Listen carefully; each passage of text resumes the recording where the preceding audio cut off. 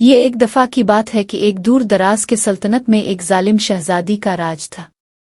شہزادی نہایت ہی خوبصورت تھی، لیکن اس کے دل میں محبت کی کوئی جگہ نہیں تھی۔ وہ کسی کو بھی محبت کی شادی کرنے کی اجازت نہیں دیتی تھی اور اپنی طاقت کے نشے میں لوگوں پر ظلم کرتی تھی۔ اس کی وجہ سے پورے علاقے کے لوگ اس سے تنگ آ چکے تھے۔ ایک دن شہزادی کے محل میں کچھ مہمانوں کو دعوت دی گئی۔ ان مہمانوں میں ایک نوجوان لڑکا بھی تھا جو نہایت ہی خوبصورت اور دلکش تھا۔ لڑکے کی شکل و صورت نے شہزادی کا دل مو لیا۔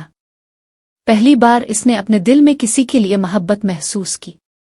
شہزادی نے جلد ہی اس لڑکے کو اپنے قریب بلایا اور اس سے اپنی محبت کا اظہار کر دیا۔ لیکن لڑکے نے مؤدبانہ انداز میں کہا، شہزادی صاحبہ، میں پہلے سے ہی شادی شدہ ہوں اور اپنی بیوی سے بہت محبت کرتا ہوں۔ یہ سن کر شہزادی کے دل میں غصہ بھڑک اٹھا۔ وہ اپنی طاقت کے نشے میں بھول چکی تھی کہ محبت زور زبردستی سے نہیں ملتی۔ شہزادی نے لڑکے کو حکم دیا کہ وہ اپنی بیوی کو چھوڑ دے اور اس سے شادی کر لے، اور اس کے عوض وہ اسے من مانگی دولت دینے کو تیار تھی۔ لیکن لڑکے نے صاف انکار کر دیا اور کہا، میری بیوی میری زندگی کا سب سے قیمتی حصہ ہے، میں اسے کسی بھی قیمت پر نہیں چھوڑ سکتا۔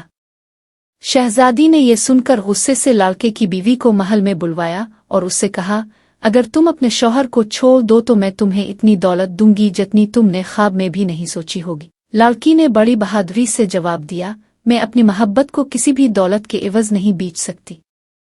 یہ جواب سن کر شہزادی کا غصہ اور بڑھ گیا۔ اس نے اپنے سپاہیوں کو حکم دیا کہ لڑکی کو لڑکے کے سامنے قتل کر دیا جائے۔ سپاہیوں نے حکم کی تعمیل کرتے ہوئے لڑکی کو قتل کر دیا۔ لڑکے نے اپنی بیوی کی موت پر بہت دکھ کا اظہار کیا اور غم سے نڈھال ہو گیا۔ شہزادی نے سوچا کہ اب وہ لڑکے سے شادی کر سکتی ہے کیونکہ اس کی بیوی مر چکی ہے۔ اس نے لڑکے سے شادی کرنے کی خواہش کا اظہار کیا، لیکن لڑکے نے دکھ بھری آواز میں کہا، تم نے میری محبت کو قتل کیا ہے، میں تم سے کبھی محبت نہیں کر سکتا۔ شہزادی نے جب دیکھا کہ لڑکا اپنی محبت کی موت کے بعد بھی اس کے قریب نہیں آ رہا تو اس نے ایک اور ظالمانہ قدم اٹھایا۔ اس نے لڑکے کو بھی محل میں قتل کروا دیا تاکہ وہ اس کی محبت کے بغیر کسی اور کے پاس نہ جا سکے۔ آخر کار شہزادی اپنی ظالمانہ فطرت کی وجہ سے اکیلی رہ گئی۔ محل کے ایک گوشے میں وہ اور لڑکا مردہ حالت میں پائے گئے۔ محل کی دیواریں ان کی محبت اور ظلم کی داستان سناتی رہی۔ شہزادی کا انجام نہایت عبرتناک ہوا۔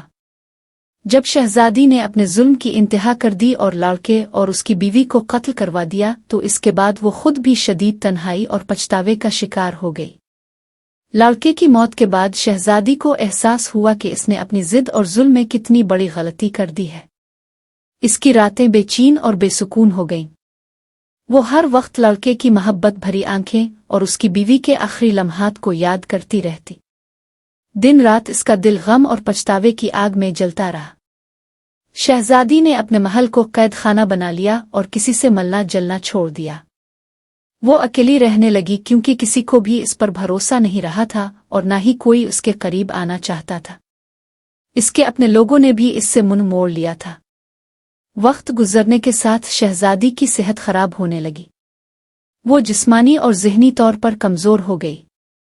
آخر کار ایک دن وہ اپنے محل کے ایک کمرے میں مردہ حالت میں پائی گئی۔ کہا جاتا ہے کہ اس کی موت تنہائی، غم اور پچھتاوے کی وجہ سے ہوئی۔ شہزادی کا یہ انجام ایک واضح سبق ہے کہ ظلم اور جبر کا راستہ کبھی خوشی اور سکون کی طرف نہیں لے جاتا۔ اس کی موت ایک یاد دہانی کے طور پر رہتی ہے کہ محبت، رحم دلی اور انصاف کے بغیر زندگی بے معنی ہے۔ جی ہاں، شہزادی اکیلی ہی مر گئی۔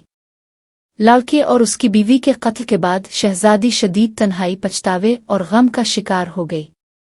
اس کے ظلم و ستم کی وجہ سے کوئی بھی اس کے قریب آنے کو تیار نہیں تھا۔ محل کے تمام لوگ، یہاں تک کہ اس کے اپنے خادم بھی اس سے خوفزدہ تھے اور اس سے دور رہنے لگے تھے۔ جب شہزادی کی صحت بگڑنے لگی اور وہ ذہنی طور پر بھی کمزور ہو گئی تب بھی اس کے آس پاس کوئی نہیں تھا جو اس کی دیکھ بھال کر سکے، اس کے دکھ درد کو باندھ سکے۔ وہ اپنے محل کے ایک کمرے میں اکیلی پڑی رہی اور آخر کار اسی تنہائی میں اس کا انتقال ہو گیا۔ اس کی موت اس کے ظلم اور جبر کا نتیجہ تھی، اور یہ ایک یاد دہانی ہے کہ جب کوئی شخص دوسروں پر ظلم کرتا ہے تو بالآخر اس سے اس کے اعمال کا خمیازہ بھگتنا پڑتا ہے۔ शहजादी की अकेली मौत ने इस बात को साबित किया कि मोहब्बत, हमदर्दी और इंसाफ के बगैर जिंदगी का अंजाम हमेशा तन्हाई और पछतावा होता है। लड़के का नाम रेहान था। रेहान एक खूबसूरत और दिलकश नौजवान था जिसकी मोहब्बत अपनी बीवी के लिए सच्ची और गहरी थी। वो शहजादी के महल में मेहमान की हैसियत से आया था और उसकी शक्ल और सूरत ने शहजादी का दिल मोह लिया था। लेकिन अपनी बीवी से वफादारी और मोहब्बत की वजह से रेहान ने शहजादी की तमाम पेशकशों को ठुकरा दिया, जिसकी वजह से इसे और उसकी बीवी को एक अलमनाक अंजाम का सामना करना पड़ा। रेहान की मोहब्बत और वफादारी की दास्तान ने लोगों के दिलों को छू लिया और वो हमेशा के लिए एक मिसाल बन गया कि हकीकी मोहब्बत क्या होती है। लड़की का नाम आयशा था। आयशा एक वफादार और मोहब्बत करने वाली बीवी थी जो अपने शौहर रेहान से बेहद मोहब्बत करती थी। जब शहजादी ने रेहान को शादी की पेशकश की और इसे अपनी बीवी आयशा को छोड़ने के लिए कहा तो आयशा ने शहजादी की दौलत की पेशकश को ठुकरा दिया और अपनी मोहब्बत और वफादारी पर कायम रही।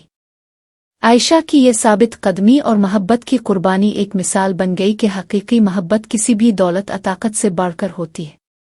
आयशा का किरदार दास्तान में एक अहम मकाम रखता है क्योंकि इसने अपनी मोहब्बत को किसी भी कीमत पर बेचने से इनकार किया और अपनी मोहब्बत की खातिर अपनी जान दे दी। शहजादी का नाम मारुख था। मारुख एक खूबसूरत लेकिन जालिम शहजादी थी जिसकी ताकत के सामने कोई भी सर नहीं उठा सकता था। वो अपनी मर्जी के खिलाफ किसी को भी मोहब्बत की शादी करने की इजाज़त नहीं देती थी और अपनी हुकूमत में सख्त कवानीन नाफिज करती थी। मारुख की खूबसूरती के साथ उसका जालमाना रवैया भी मशहूर था और लोगों के दिलों में उसके लिए खौफ और नफरत दोनों ही मौजूद थे।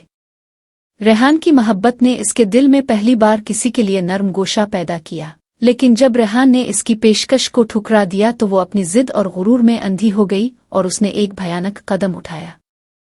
मारुख का अंजाम उसके जुल्म और सितम का नतीजा था और उसकी कहानी लोगों के लिए एक इबरत बन गई।